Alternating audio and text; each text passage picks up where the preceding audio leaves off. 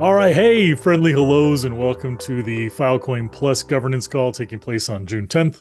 My name's Kevin. Let me share the slides and we'll kick right into what we have on the agenda for this call. So, the big program updates that we're hoping to put on your radar is one, just to check in on smart contracts. We discussed this on the last call that took place on May 27th, just to reflag so you have access to the blogs, the FAQ, all the information in the registry and the tutorial, and check in if there's any questions, any issues. We have some of the tooling teams on the call, help you with anything you need. Then we'll check in on DataCap Refresh. A lot of refreshes are going out this week. So if you are on this call to check in on your status, we have plenty of time to dig in, see if you have any questions or just specifically pull it up. Then last, we'll go over the Allocator application. And we've been talking about this quite a bit. As a refresh reminder in the Filecoin Plus program, Allocator is now open. So if you were hoping to add your organization to the Filecoin Plus list of allocators of DataCap, now is the time to do that. As well as any existing allocators, now is the time to update all your information. So we'll just share some check-ins, make sure that you have the address links for apply.allocator.tech, give you some screenshots for any questions you have on setting up a bookkeeping repo, take some time if you had any blockers in the Airtable. And then last, we'll go over some FAQs. What kind of information gets shared in the forms? What if you hit a blocker when you're filling out the KYC check? And again, lots of time for anything that might be on your mind. So with that, rapid fire, if you have an issue, please add it to the agenda. The next call takes place on the 24th of June, and in the slides is the calendar invite if you want to follow this live. And we've had 15 clients that were served 164 petabytes of data over the last 2 weeks. So still busy, busy days over here. All right. Hey, that smart contract we talked about, just as a check-in. So we went into depth on this 2 weeks ago. You'll notice this when you go to your allocator tooling to allocate that data cap. You'll see this pop up that comes just letting you know that now you have much more control over where and who that data cap goes to. So you'll see this notification. If you want to read any more, we have a brilliant FAQ that was put together, linked in this slide deck, as well as a very abbreviated, down to the nuts and bolts YouTube video. It's hung in public. So if you wanted a quick down and dirty, it has subtitles on it. It's just set up for you to go. If you have any questions, shoot a hand up, leave a comment, and we'll be happy to help. Or as always, just let us know in the Slack and we'll get back to you. All right, DataCap Refresh. I see some of you on the line. This might impact you guys. So we have 2 applications that came through in the last 2 days, and those are waiting for the watchdog or a member of the community to leave any feedback. So this is you, HK Port and Frog Hub. Thank you for that. You'll see that watchdog or community come through this week. And then we have 10 refresh applications that are currently wrapping up with the governance audit process. I checked in with Amin. He said that these should all be clearing out today and tomorrow and moving on to the next steps. So if you're on that list, Top Pool, RFFill, Top Blocks, Harmony, BitEngine Rita, ND Cloud, StoreSif, Web3Mine Ramo, Decent, and Hash Big Data, check your application probably by tomorrow, Wednesday, and you should see an update from Amin on any recommendations and next steps going forward. So thanks for your patience. Thanks for filing those, and you should see movement. I also wanted to make a check-in. We denied a refresh request to Waterdrop Lab. So Waterdrop Lab, if you have any questions or you're on this call or you're watching it, feel free to tag myself in the issue along with Amin, and we can get you anytime. Or if you're on this call now, feel free at the community section or anytime just to leave us any questions, and I'll be happy to open that issue up and discuss what might have been done differently going forward if you wanted to reapply or come back and get any questions. For those of you that are waiting for your root key holder top off, that was sent to the root key holders on Friday, but with the weekends, I was told last night that we should expect that today or tomorrow at the latest. So if you check the community governance and you have not seen the root key holder allocation, you should see that sometime today or tomorrow. So let me know if you guys have questions, and I'll be sure to plug that in. I'm going to pause for just a moment. I've been talking rapid fire as we go through, so I'll check chat. Nothing in chat. Well, if there's anything on your mind, please put it into chat, and that way I don't have to just monologue at you as we go forward. All right. So I also wanted to kind of flag, this has come through in DMs for Amin and myself. And the question is, hey, we're an organization and we're still doing our data cap distributions. We know that the refresh is coming for the allocator updates. Do we still submit the refresh right now? The answer is yes. You'll still be held to the old standards that you had in round five for any data cap that you're distributing. But once your new application, your new bookkeeping, all of your new information is processed, you will then transfer over to that new diligence model. So this is applicable if you were an allocator pathway and you submitted your round five as, say, an automated tooling, and you have been being audited off that automated tooling, but doing manual distributions. It's probably been pretty tricky. So it's going to be in your best interest when you update that form to say, hey, I'm just doing strictly manual for open public data that's retrievable. It's going to make your life a lot simpler on those refresh. So once your new application is filed and onboarded, you will then switch over to that new audit process, confirmed with Amin and Galen. So just giving you that heads up, it should make your life a lot easier as you file it. All right. Hey, the updated applications. We have a couple of great guides and a couple of great check-ins, but rather than taking the time on the call, I pulled out some of the most common things that I saw from those questions that have been filed on Slack. I just wanted to make them publicly record for anybody who might be on the call. So the first one is just a very friendly reminder. If you are an existing allocator pathway, please submit that new application by July 11th. If you fail to submit by July 11th, it could result in delays, both to getting your pathway set up, delayed in onboarding, and result in sunsetting. So if you were an existing allocator, be very mindful of that July deadline. There's no benefit to waiting. In fact, there's all the benefits for submitting early. Rather than waiting till all the applications are submitted, in this round, once it's submitted and we've verified all the information, we will begin onboarding as quickly as this week and next. So great, again, if you're having issues with your audits or diligence check, this is a great way to fast track it. And to the 16 organizations that submitted manual pathways over the last 6 months, this is your chance to get started. So once we have that on file, once we have everything set up, we're good to go. We can allocate you that data caps. You're not waiting until July 11th or after that time period. But again, keep that time frame in the back of your mind. Just again, public record. Once that July 11th hits, any pathways that have not resubmitted will be flagged for sunsetting. This is just to keep the program current, help clients find active allocators in the program, and make sure that we're not just having lots of data cap floating around for organizations that might not be participating. The application process, oh, you're going to love this if you haven't turned it in. It's so much more streamlined. So instead of having to go to complicated GitHub and back and forth, we have brilliant tooling now at the apply.allocator.tech, which I'll pull up here shortly. You just go to that web page and there's a button, Apply as an Allocator. It takes you to an Airtable form where you submit all your information about how you'll conduct diligence, how you'll distribute data cap, how you can be contacted. And once you submit that Airtable form, it'll automatically create an issue in the dashboard, which I'll show you here in just a moment. From there, once it's created, you just tell us who you are with a third-party KYC check on a site called Zyfe, previously known as Toggle. And once you verify your KYC, we use this for PEP, politically individuals, as well as sanctions, just to make sure that in the US, we can send you this asset and that you are who you say you are. And once that's completed, if there's any questions, we get back, and then you're off to the races. So I'll take a couple moments and show you some of the workflows on that, as well as some FAQs that come. But again, once you go to that apply.allocator.tech, a lot of this is really streamlined on how to follow it, trying to make it a lot easier for new organizations and pathways coming on board. I had this slide last time and I kept it just because I think that this is so helpful to talk about for everybody. Please make sure that when you're filling out your your Airtable form, you're giving us accurate information. By that, I mean, who are the new GitHub managers? Some people on the line, and I'll be sure to get to this on the community discussion, have submitted registry changes for lots of like, hey, our POC left the organization and they took their GitHub and Slack with them. It makes it really difficult to allocate and verify that information. So if there's more than one individual at your organization who will control that ledger, please list them. It's in your best interest to have a few people. That way, if that one POC leaves your organization, it doesn't kneecap you on getting that data cap out later.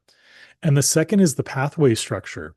When I load the screen on the Airtable and show you, it's a lot more specific this time with how you're going to be onboarding the DataCap to clients. Is it open public retrievable? Is it private encrypted? So again, this was all done to fast track the audits so that you don't have to wait 2, 3, 4 weeks even for all this to be verified. The goal is that if you are trustworthy, if you are making these distributions, that governance team can get you that data cap as quickly as possible. And then just verifying the disclosures. There's a lot of rules that come with having this privilege granted of data cap. So just verifying that you understand what's expected of you and go forward. So we'll take a look at what that Airtable form is as we go, but just to kind of have it.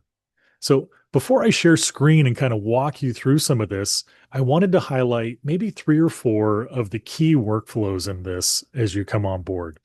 So the first one is existing allocators that are reapplying. When you get set up to reapply, if you haven't done so already, it's really helpful to have your last application.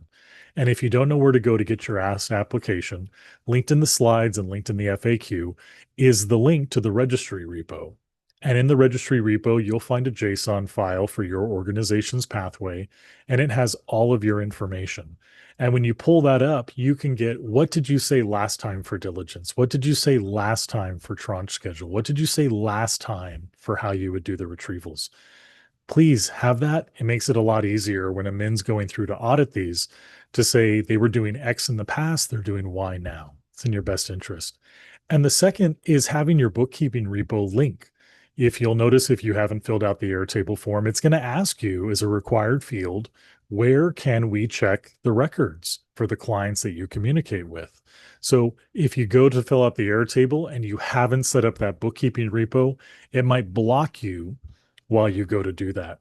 So it's really helpful to have that set up, and we'll walk through those steps and we'll share the videos and the guides and just make sure you have all you need. New pathways, well, you're going to have to set this up for the first time. So if you're joining the program and you haven't seen a lot of these links, again, we have a couple of repos and sometimes it can be a little bit daunting. So again, if you are going to apply for the first time, some of those 16 manual pathways that have set up, if you've already made your bookkeeping repository, thank you. Grab that link. If you haven't made a bookkeeping repository, there's a guide, and we'll share this later. You can come into the Phil Plus bookkeeping and you can use the template to create a bookkeeping repo for your own repository. So this is where you will post the records of your communication with clients. So again, if you're a new organization wishing to onboard, you'll need a bookkeeping repository. If you're an existing allocator, just make sure you have that. And as always, if you have questions, feel free to reach out on Phil Plus Slack or send me a DM and we can get you all set up. Now, the easy part is once you come to apply.allocator.tech, you'll see that there's a button in the very top right to apply. And once you go to apply, it takes you to an Airtable form, which I'll show you here in just a moment. And that way it's just a real quick walkthrough. I say real quick, as long as you have the information that you're going to walk through and enter. So we'll kind of highlight some areas that we've seen that. Once you've filled out your Airtable form, you can then come back to apply.allocator.tech, and you'll see that now you'll have a line listed for your organization, the name, the issue, pull request for GitHub for tracking, as well as a new button called Submit KYC. Now, this KYC is run through a third-party system. I mentioned Xife, and we're using this to streamline the sanctions checks. In past allocator rounds, we did this manually, and it was very time consuming to get the names, the information, verify it, and go back and then sanctions check it. What's nice is this should be a 15-minute process. Now, I realize there might be some issues, and we'll get to that later on the call. But again, once you filled out the Airtable with all of your information for your pathway, you can then submit your KYC and go forward off that. So those are the steps that you're going to need to follow to apply. And let me show you really quickly just how you would do that. So you come to allocator.tech, that portal we talked about. And if you visit the dashboard, you can now see all of the choices and all the information that was filed. Just as a quick note, right now we have 23 applications that were brought into the program so far. And if you don't see yours after you submit, I got this as an FAQ. Just as a friendly reminder, there's this button here on the bottom next. And if you submitted recently, you should see that here. If you want to submit your application, over here in the top is apply to become an allocator. And once you do this, you'll notice that it opens an error table form. One of the questions, and we'll get to in the FAQ, is, hey, there's some sensitive information in here, like my name, my email. This doesn't get public, right? No, it doesn't. So the only information that we make public is information that would be used for auditing purposes, like your tranche schedule, what kind of clients you serve, but your full name, your full email, your countries, we withhold that, and that's just for the sanctions check. Now, when you see this Airtable form as a friendly note as a reminder, you can enter more than one information here for the GitHub ID, and some of these fields will be required. So be mindful if there are more than one person in your organization, make sure that you're listing them so that we can KYC so they can speak on behalf. And just like in the past, there's a lot of information. So if you're curious, like what should I enter? There's a lot of descriptions and you could check what you need. When you get to the bottom of the doc, you'll hit submit. If there's any information that you failed to fill out that's a red required, you'll see that populated here in these boxes. Some of the pings that I've gotten were like, hey, I have multiple Slack IDs. Yes, please put those. That way we can do it and enter them back in. Once you've filled out the Airtable, like I said, within the next couple of minutes, you'll see a row that populates right here if you haven't done so already. And your next step is to submit your KYC. Now, when you come to do your KYC, you're going to need your mobile phone and your documentation from your country of origin, either passport or driver's license or wherever might be more appropriate. And when you submit this, again, you're taken to the KYC site that we're using, Xife Toggle. And once it loads, you'll follow the steps by entering the email. Please be mindful that the email that you enter on Xife should match that the email that you entered here in your Allocator application. That way we can see them on the back if there's any questions or we need to come back. So if you use a different email, it gets really dicey for us to kind of match these up. We can do it, but just sending you that friendly request that they should be the same as we go through. So you'll enter your email, you'll load up your cell phone, you'll take a selfie of yourself along with your ID that you're holding up, and then it will verify that as it comes back. Once you've done that, you should just stand by and your application will be tagged governance review. And at this point, Galen, myself, Amin will kind of come back, verify that everything lines up. If we have any questions here in these pull requests, this is where we can leave any comments or feedback or communicate with you. Or as always, Slack is such a great tool. I would highly recommend anything public, put it here in this pull request. Anything private, like, hey, I'm having an issue with my Xife, or I had a question that's kind of a little bit more sensitive. That's why we have the Slack DMs. So feel free to use it as we go forward. So again, that's a brief walkthrough. We have videos, we have tutorials. I'll make sure that I reshare the links so you can get those all back out. And again, if you have any questions, please let us know as we go back. All right, here are 4 of the FAQs that I've got as we went through. Before I do, Eric, I see your chat. Elipol apply Filecoin allocator. Let me see if I could parse that together. Are you asking if I've gotten that? It looks like this is you, Eric. And all you have to do is like, it looks like you've completed your KYC and you're just kind of standing by for the governance review. So well done. If I'm answering your question in chat, yeah, we've got your No, application. no, no, no, no. Sorry. I mean, I feel that's so wired, Aliopool applying the Filecoin allocator. That's a totally different project. Oh, I don't know too much about the project. Can you fill us in a little bit? Yeah, Alio actually is the ZK mining project. They use a lot of ASIC machine or even the GPU to mining. So this is a totally different with storage and with the Filecoin ecosystem. So I was just very curious why the Alio pool apply for Filecoin allocator. Well, that's a great question. I'm going to make a note here on my whiteboard. And when I follow up with Galen, I'll dig into that. Since I don't know too much about them right now, I won't blow smoke at you, but Yeah. good flag. And I Uh, think when we do the review, that's something to take a look at. Thanks for asking that, Eric. Yes, and I do have a 2 questions for you. So number one is my organization Bytebase was we just finished the project last October. So right now I'm the personal who to running my allocator here. So I do have only my personal email like a Gmail or something. So when I do the KYC part, key in the my personal email there? Yeah, the personal email is fine. We will be looking for some type of connection. And the only reason, Eric, that we'd be asking for that is in rounds in the past, we had some dishonest applicants who said they were with an organization, but they had no proof. So if you are transitioning email accounts, completely understand what I would recommend, and feel free to start a DM with this. It's that we have some type of public record that that's your organization and then Mm-hmm. some type of private verification that you actually represent them. Because again, in the past, we had folks represent from Microsoft, from Sony, but then they would have like a Yahoo email address. So we're just email makes it really easy. But if you wanted to verify with something else, we can definitely work with you again offline. That way, none of that PII is shared. Okay, that's great. Thank you. My Thank second question is regarding to the retrieval ratio. For example, one of our SP who was keeping sealing the data, the miner ID is F01313.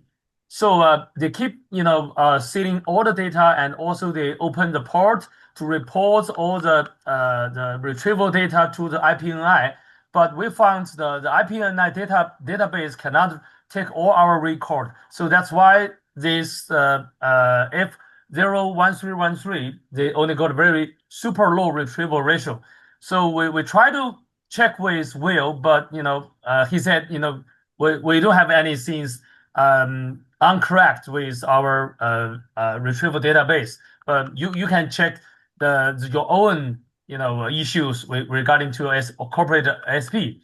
So I feel it's unfair for as me as an allocator, we allocate the data cap to the SP, but the result of the retrieval ratio will cause me to getting the data cap refresh. So I'm kindly to flag the issue here, and I would like to ask you to help us to check with Will. Yeah, 100%. I know that with retrieval, we had some issues with the Spark. We had some issues with the transfer. Eric, can I ask this of you? Can you post in the allocator channel a brief summary and just tag myself and Will? And I know that there's a lot of tooling changes that are coming on board to make this easier. And then we can kind of Mm-hmm. get you all set Sure. up with that. Sure, sure. Well, I will list it and I'll post it in the Slack channel later. I appreciate that a lot. And then, Mike, I see your ping that you posted 4 days ago that you just shared. Yes, thank you. I saw this with the fifth, and I think that Amin had this on his radar. I talked with Amin about this one specifically yesterday, and so Yeah, he's got this I with think the Mike faced the same issue with me, all related to the IPNI. yeah.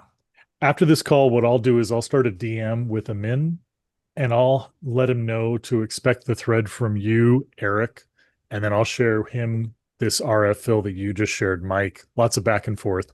And then we'll make sure that at least we're just communicating this with the audit refreshes. We understand that it obviously tech changes, things change, but just want to keep it to that. So thanks for flagging. I'll follow up with the Min and Eric. I've got you down for action just to leave us a blurb in the Phil Slack that we could use as a jumping off point. Does that work for you? Yes, fantastic. Oh, Thank you, Kevin. yeah, you too, bud. Thanks for raising that.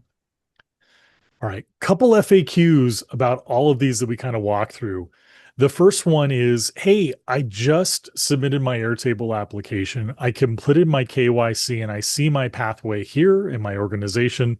And now the last step is connect wallet. Do I have to do anything? No, you don't. So once you get to this stage and it says governance review or it says approved, that's it. The connect wallet will be used by the governance team on the back end. You as an organization have no action to take on that. So one less thing to worry about, right? This is a little bit more common. So we started to hear this late last week, a little bit early this week.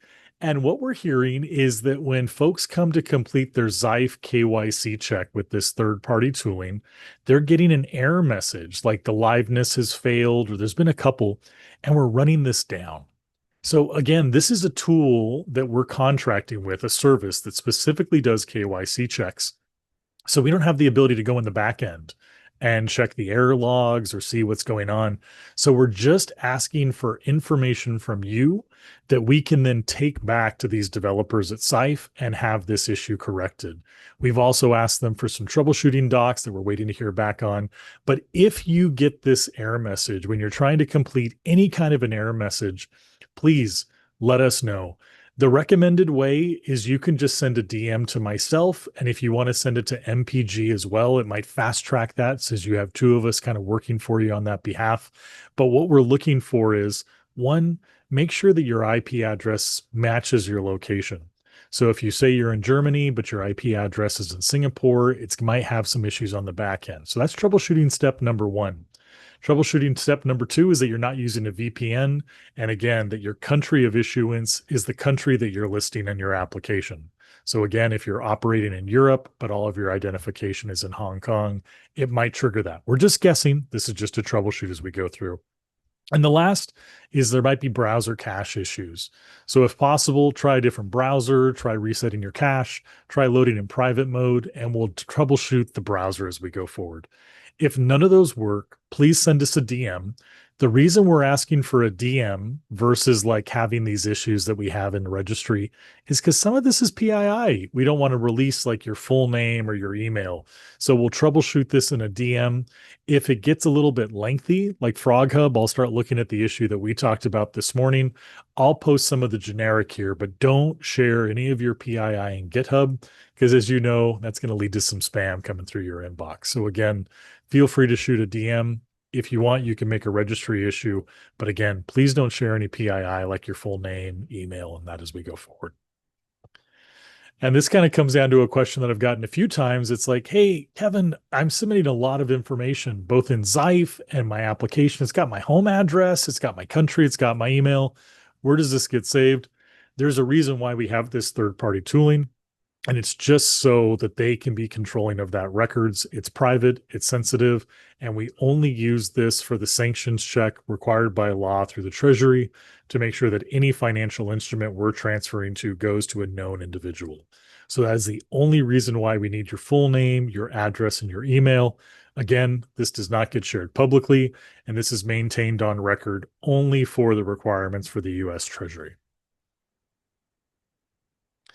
So with that, that's the big updates coming at you from that governance side. I see a couple questions in Slack, but time is yours. Anyone on the call? Questions on the application, the tooling, the DataCap refresh? The floor is yours.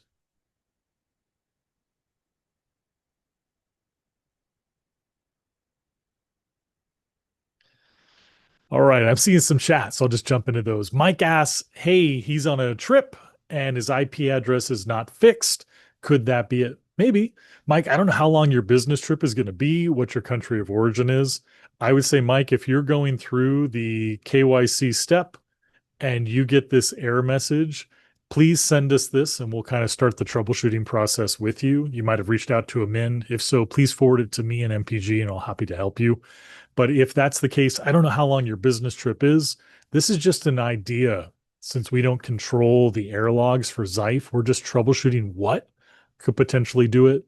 But Mike, if you're on that business trip through July 11th and you don't think that you'll be back at your country of organization, please let us know.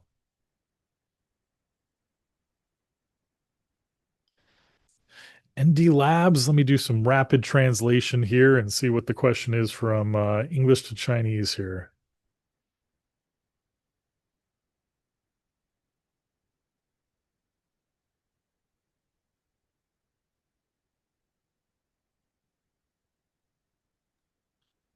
Yeah, ND Labs also chat with Mike. They both of them are mentioning about the IPNI issue.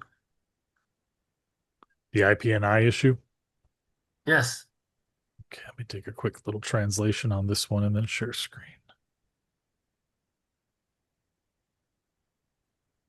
Leo, let me help you. So Leo mentioned it. The IPNI works well, a couple of the weeks ago, but right now looks the server was down or something.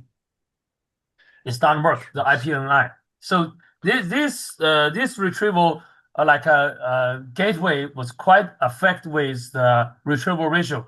So that means the all allocator are quite concerned about this issue, focus on the issue because how can I say it's a very fantastic number matrix with the retrieval ratio, and then the allocator can get the data cap refill. So that's the reason Interesting. everybody was look at this metric. Interesting. Okay, let me flag that again. I don't know what the current status is with the IPNI. Eric, Mike, do you need any action with this, or is this just a flag that we're still seeing some wonkiness with the retrieval coming back from the IPNI? Maybe Bill, in Chinatown, it's the midnight. So I'm going to check with the SP tomorrow and ask them to give us some screenshot to approve they open all the port, and we will submit to the Slack, and I will tag you for help. That sounds great. That sounds great. Eric, thanks again, as always, for the translation and then looping me into that as it goes forward. Welcome.